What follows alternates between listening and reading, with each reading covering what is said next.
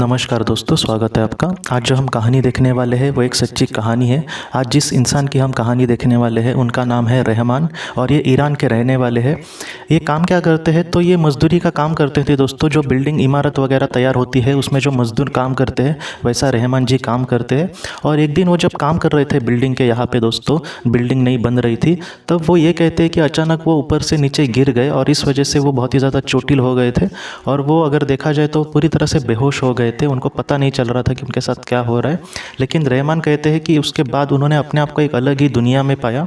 उन्होंने ये कहा है कि जैसे आसमान में हम उड़ते हैं वैसे वो उड़ रहे थे आसमान में, और एक अलग ही दुनिया थी वहाँ पर। वो उड़ भी रहे थे, वहाँ पर वो शांत भी थे। मतलब एक साथ उनके साथ बहुत सारी चीज़ें हो रही थी और वो इन सारी चीज़ों को फटक से समझ नहीं पा रहे थे। चारों ओर वो कह रहे थे कि प्रकाश ही प्रकाश दिख रहा था और बहुत ही सुंदर वो वातावरण था। इसके बाद वो ये कहते हैं कि उनके साथ कोई एक मौजूदगी हुई उनको किसी आत्मा की, और उस आत्मा को इन्होंने जब देखा तो वो बहुत ही पवित्र आत्मा थी। वो बहुत ही बड़ी लग रही थी, वो बहुत ही ज्ञानी लग रही थी। रहमान जी ने उनको ये पूछा कि ये मेरे साथ आखिर क्या हो रहा है।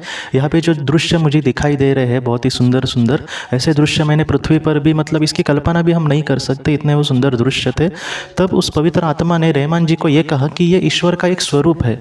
इस पूरी दुनिया में, मतलब पृथ्वी पर या फिर आत्मलोक में, पूरी दुनिया में ईश्वर का जो अस्तित्व है वो कण कण में है। उस ईश्वर के अस्तित्व को ही तुम देख रहे हो। तुम ऐसा मत सोचना कि ईश्वर के सिवा कुछ है। हाँ, बहुत बार हमें ईश्वर पर गुस्सा आता है या फिर हमारा कुछ बुरा हो तो हमें ईश्वर पर गुस्सा करते हैं, लेकिन इसके पीछे की जब वजह तुम जान पाओगे तब तुम्हें ईश्वर का असली, मतलब जो असली महत्व है वो समझ आएगा।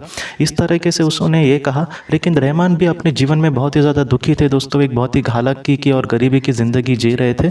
तो उस आत्मा ने उनको यही कहा कि देखना, तुम एक अपना कर्तव्य करने वहाँ पर चले गए हो, लेकिन इस कर्तव्य को जब तुम पूरा करोगे तब तुम्हारे सामने एक बहुत ही अच्छी ज़िंदगी ज़रूर आएगी। तुम विश्वास रखो। ऐसा नहीं है कि तुम्हारे साथ गलत हो रहा है, मतलब ईश्वर की तुम पर कृपा नहीं है।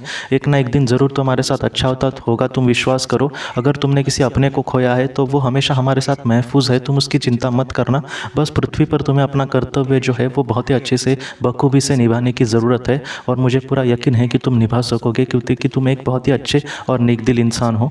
रहमान ये कहते हैं कि उनकी जो बातें थी वो इतनी पवित्र लग रही थी कि उन्होंने उसको, मतलब उनके पैरों को उन्होंने गले लगाया, मतलब जिस तरह से पैर पड़ते हैं, पैरों को उन्होंने ऐसे गले लगाया उस पवित्र आत्मा के, और उससे कहा कि आप हमेशा मेरी मार्गदर्शन करते रहना। मैं चाहे यहाँ पर हूँ या फिर पृथ्वी लोक पर, कहीं ना कहीं आप हमेशा मुझे आशीर्वाद देते रहना, हमेशा मेरे साथ रहना।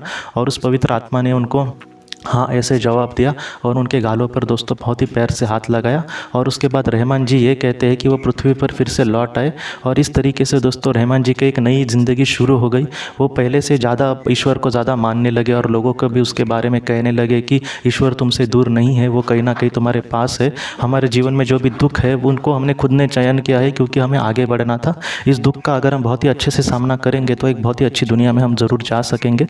तो इस तरीके से उनके मैसेज को दोस्तों हम यही जान सकते हैं कि जीवन में हमें बहुत ही अच्छे से आगे बढ़ना होगा। कहीं ना कहीं ईश्वर के दूत हमें ज़रूर मदद करेंगे, और उस हमारे जो कर्म है दोस्तों वो बहुत ही जल्द हमें एक ऐसे स्थान पर लेकर जाएंगे जहां पर हम खुद का ही नहीं बल्कि दुनिया के लिए भी बहुत कुछ अच्छा कर सकते हैं दोस्तों। तो दोस्तों आज की इस कहानी को लेकर अगर आपके कोई भी सवाल हो तो आप ज़रूर पूछें, जितना हो सके मैं उसका आपको जवाब देने की कोशिश करूँगा। हम अपनी अगली वीडियो में मिलते हैं। आप अपना, अपने परिवार का ख्याल रखना। आपका बहुत बहुत धन्यवाद। ज़िंदगी की रोशनी ये संस्था ऐसे लोगों के लिए काम करती है जिन्होंने किसी अपने को खोया है, या फिर जो लोग अपनी ज़िंदगी में बहुत ही ज़्यादा दुखी है। जो लोग इस संस्था से जुड़ते हैं उनको तकरीबन 50 किताबें भेजी जाएगी उनके व्हाट्सएप पर या फिर ईमेल पर। ये किताबें आत्मलोक या फिर मौत के बाद हमारे साथ क्या होता है, इन सारी चीज़ों की आपको पूरी तरह से जानकारी देगी। और इसके साथ साथ आपको एक पास्ट लाइफ रिग्रेशन थेरेपी की ऑडियो भी भेजी जाएगी। इस ऑडियो की मदद से आप घर बैठे अपनी पास्ट लाइफ रिग्रेशन करने की कोशिश कर सकते हो। बहुत लोग पास्ट लाइफ रिग्रेशन थेरेपिस्ट के पास किसी कारण के वश नहीं जा सकते, तो ऐसे लोगों के लिए मदद के लिए ये ऑडियो तैयार की गई है। तो आप ज़रूर इस संस्था से जुड़े। इस संस्था से जुड़ने के लिए सामने जो व्हाट्सएप का नंबर दिया है आप कृपया उस पर संपर्क करें। आपका बहुत बहुत शुक्रिया।